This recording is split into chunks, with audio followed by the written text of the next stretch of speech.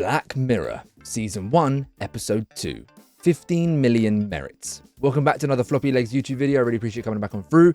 Of course, we're going through the entire catalogue of Black Mirror. Every single episode they've ever made, we're going to be reviewing them, and then at the end of every video, ranking them out of 10, putting them on a table and seeing which ones end up where. Thanks so much for coming on through, and let's get into 15 million merits. Spoiler warning ahead. Starting off with the story, of course, we're in this dystopian world where people cycle to earn merits instead of money to power the world. I don't really get what they're cycling for, and of course I've watched this in the past and I rewatched it now, and I thought maybe I forgot something, but no, they don't really tell you what the whole point of it is. Of course, there's different areas where there's similar places, as we heard one of the characters, Abby, one of the main characters, talk about like she wanted to end up at one with her sister, but she couldn't end up there. But anyway, we follow Bing, played by Daniel Kaluuya, and as I said, he's cycling and he's got a hefty amount of merits to his name, 15 million to be precise. It's very interesting, this world that we're in, because we're in, you know, a place that I think is a metaphor and to represent society, you know, our work, life, capitalism, all those things like that. You know, the people are cycling, they're like a metaphor for the rat race that people are always part of, you know, for work, or you got to keep going, keep grinding to grow and grow and grow. And then I feel like the screens that they got in front of them, I think, are somewhat, you know, motivators, of course, to carry on cycling. Some people just look at a general street to cycle on. Very similar to Pelotons, of course, this whole cycling setup with the screen in front of you. I actually think this episode came out in 2011. Pelotons, I think, just looking it up, came out like in 2012, 2013. So I don't know if they got inspired by this episode, but of course there's a screen in front of them to motivate them. In certain scenarios, depending on what they're watching, I think there's something like along the lines of like a carrot on a stick in front of their faces. You know, you got the Hot Shots, you know, Britain's Got Talent, X Factor sort of vibe talent show. That's like a constant reminder of, you can make it out. Look at this person, look at that person. They were like you, and now they're in the big shots, you know, you could be the same. And I think that's like the carrot on the stick. They're on these bikes, they're same way like you're working your 9 to 5, or you're doing this and the other, to follow this carrot on a stick, to follow this goal that you may have for yourself, or a goal that's kind of presented to you by the wider society. And then the alternate things that you can watch were quite sickening, like, you know, I can't remember, began with B, like bludgeons or something like that. Basically just people that are overweight, and it was like this idea that this guy next to him was disgusting, watching them like laughing at it, proper snorting and just being quite crude and crass, watching the corn and things like that, all of those things.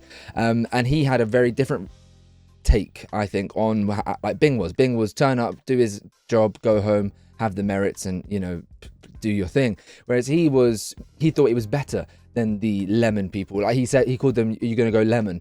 And it was like this difference between like fit versus fat. And I think another realm of like people looking down on different skilled working forces. Do you know what I mean? He thought he was bigger and better than them because he was the one riding the bike, because he was fit enough to do it, because he had the skill level above them, and they were just cleaning up after him and they were lesser than him. But what I really think deep down was they were all in the same pot, you know, the same pot, this bottom level, and the top dogs, the Hot Shots judges, and like those sort of people that were running the whole system, they're the ones in charge. And they were trying to set up an environment where they wanted you to look down on those other people. We shouldn't be working against each other. We should actually come together. And that's what we see progress in this episode, with Bing obviously using his 15 million merits as a gift to Abby, someone that came in new.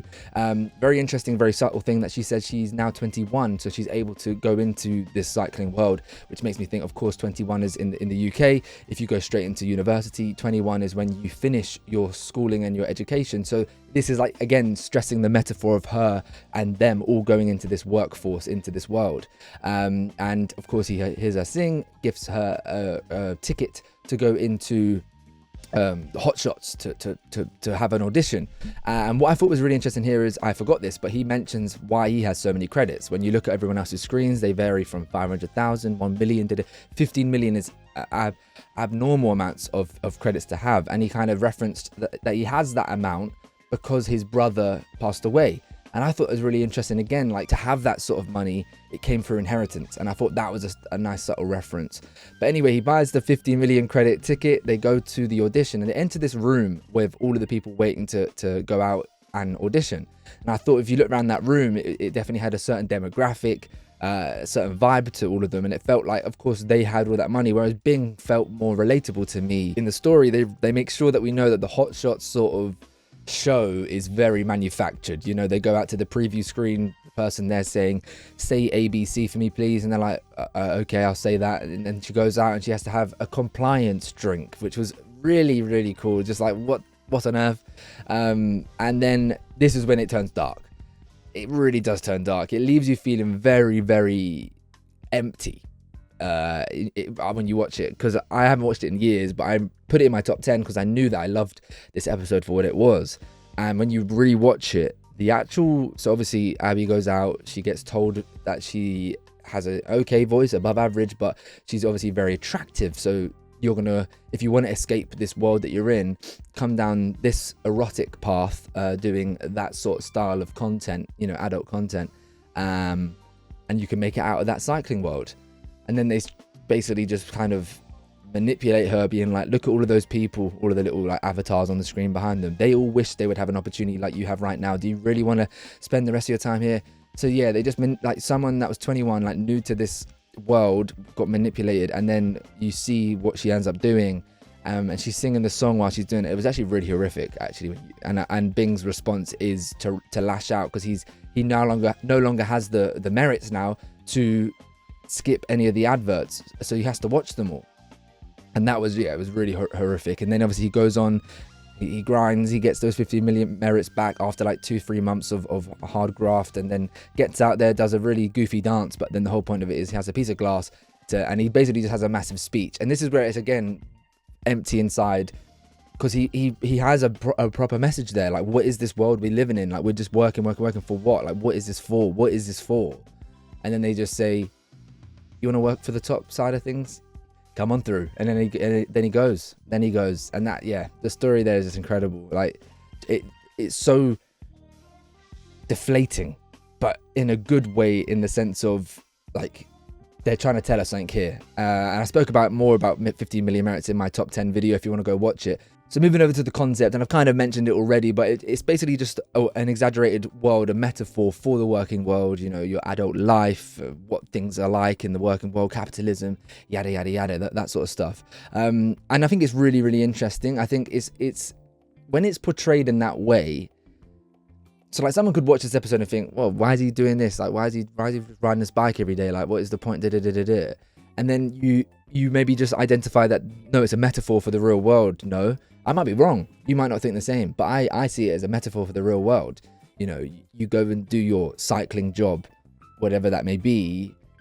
The same question could be applied to you and everyone else. And what is this what we're here for? What is this all for? And it's interesting as well, like, if you go with the metaphor that I'm saying of, you know, it's the upper top dogs are running the system and we're just these rat racing like fiends. By the way, I don't really like live by that mantra. I'm not like, oh, escape the rat race. I'm not like that person. If you want to do your 9 to 5, do your 9 to 5. Do you know what I mean? I'm not like one of those people. But it's interesting what they're trying to show here of like, you are in this bubble and there's so many distractions to go and take your mind off things or get in your face. Here's an advert. Here's hot shots. Here's some adult film to distract you. Chuck it in your face, chuck it in your face, chuck it in your face. You can't get away from it. And it's just telling, and it just makes me feel about what the real world is like. And it's weird because how can they do that by just having this weird cycling dystopian setting? Like, the setting is very plain and basic, but I think it tells a lot within it. So I mentioned a lot of the concept in the story as well. So we're going to move over to the characters now. And of course, the main characters are Bing and Abby. As I've said, I really do like, Daniel Kaluuya's performance in the end, like when he's doing the big speech, is actually incredible. Like, it's so good. But of course, his character is normal. Do you know what I mean? I feel like he is supposed to represent the everyday person. And when he's describing and he meets Abby and he's describing why he wants to gift her the ticket, I do think that's quite abrupt. Do you know what I mean? I do think he's only known her for X amount of minutes. Like, how is he willing to give away his whole everything to allow her to have her shot? It's a very kind gesture, but what's he doing it for? Of course, he fancies her. It's very clear to see and things like that. But he does it because he said it's the only thing that it's real. So he knows as well that this whole stuff, this whole world, this whole life is manufactured. It's fake. It's nonsense. It's screens. It's what is it all for? So he's got that mindset as well. So when he has an opportunity to see something real, like he's seen her from the bottom, do you know what I mean? Like he knows her from there. So if he can give her the opportunity to take that jump, when he sees it on his screens, it will feel more real to him rather than this random singer here or this random person there. And then obviously it just goes terribly, terribly wrong. I think Abby isn't really a fully fleshed out character. I don't think so. I was actually surprised watching it back how quickly we see them get introduced to each other, and then she's doing the audition. Like, it's very quick. It's within 10 minutes, it feels like. But within those 10 minutes, there is a lot that you learn about her. As I said, she's 21. She has a sister in that other area. The song was something that her mum used to sing. And that was probably quite a comfort song. And that's why when she was doing in the video that was being played in Bing's Cube, when she's like doing the act and she's singing the song, it actually made me feel quite sick, because it was her like trying to comfort herself in doing something that she doesn't want to do. She was manipulated to do it with the compliance drink. Oh, it was that made me feel really like horrible. But yeah, Bing, I don't really get what he was actually doing in those videos. Being like, he's basically telling them, stop doing what you're doing. Like, his whole message was, why are you doing this? Like, what are you doing this for? Why are you riding this bike? What is this world? And now he's doing that video every week, twice a week for 30 minutes. It's like, well, then why are they still riding? Why is the majority of all those people in all of those booths, why are they not, like, you know, standing up and, you know, and taking on those three people? I feel like those three characters, I guess the judges as well, characters that we could talk about. Obviously, you've got the Simon Cowell sort of character who stops the song. But yeah, like, the whole point of the message from Bing was to rally the troops, to rally all of those people, because there's more of them than them.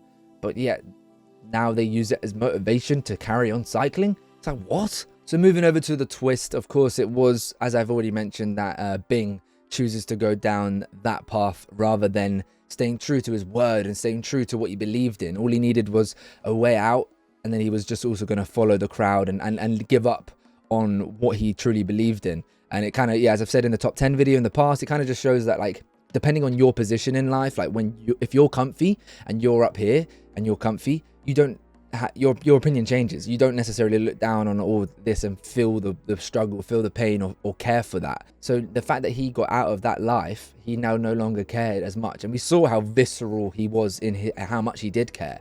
But the twist was, you know, once you get out, once you change your opinion, once you get with the top dogs, you know, this echelon of people, your care and your want to help anyone else fades because you're now comfy. But the one thing I did want to say about the ending is, of course, he has that figurine of the penguin. Of course, that's what Abby was using the wrapping paper of the apple to make. And I don't know if that was a subtle reference, because as he looks at it, was that him looking at it longingly, like in sorrow and pain that he wasn't able to help her? Or was that us, like, deep down, now he's got a big mission in his head. This was only stage one. Like, is he going to go on to help her eventually? Is that a reminder of what he was doing it for? I don't know. You know, it was in the back of my head being like, actually, you know, at the end, it is quite an empty, gut-wrenching, like, emptiness. But then I thought, is there a twist here? Is there a twist in the twist? Like, is it trying to leave it open-ended, being like, he will help her? And the final thing I wanted to say is that it was like, even though he was in the elevated scenario, like, he left that life and now he's up here. What did he have? He got a glass of orange juice. But he still was just in a bigger box. Do you know what I'm trying to say? Like, it was interesting to see that, yes, he was allowed to elevate in his career, or elevate out of that life. However, he was still in the almost in the exact same situation, meaning that these top three judges, or these top dogs who run the system, run everything, they're probably living cushy. And they allow a little trickle of people to come out. Oh, you can come out of that life. You can go, but you're still going to be in a box. You're still going to be in this sort of like, you know, middle ground. You're not going to be up here with us. You know, when he looks out to his, like, again, a screen, you know, like, I just thought, was it worth it? I don't know. That's why I feel like there could be his mission. Maybe he's not giving up. He's not giving up on Abby. That's what I kind of took at the end. So what you've been waiting for, what did I rank it out of 10? I did rate 15 million merits 8 out of 10. Let me know if you agree or disagree. Give me your ranking in the comments down below. I'd really appreciate it. I actually love reading what you lot think about the episodes as well. Apologies. I just smacked you on the face. No, I actually really do appreciate you commenting and telling me what you think about the episodes. Do you disagree? Agree with me? All those things. It's a lot of fun to carry on reading those comments. And I really appreciate you engaging with these videos. Hopefully, you know, I know Black Mirror Season 7 was trending when I was doing it, so I don't know if these videos won't do as well, but we're going to keep going with them. As I said, we're going through every single episode of Black Mirror. It's lovely for me to rewatch them because I just love this series, and it's been ages since I've seen some of these episodes, so it'd be good for me to, you know, go back through them again. If you're not subscribed, guys, as I said, every single day for the next 2-3 weeks is going to be videos on this Black Mirror episode, so please do drop a sub if you're interested. There's going to be other videos as well. Thunderbolts, Marvel's coming out very, very soon. I'm going to do a review on that, talk about that a lot. Make sure you click the link in the bio as well. You can join the Discord and officially join the Floppylegss family. There's loads of us over there, and as well as my Twitch stream as well. Thank you for coming through. I've been Floppylegss, and I'll see you when I see you.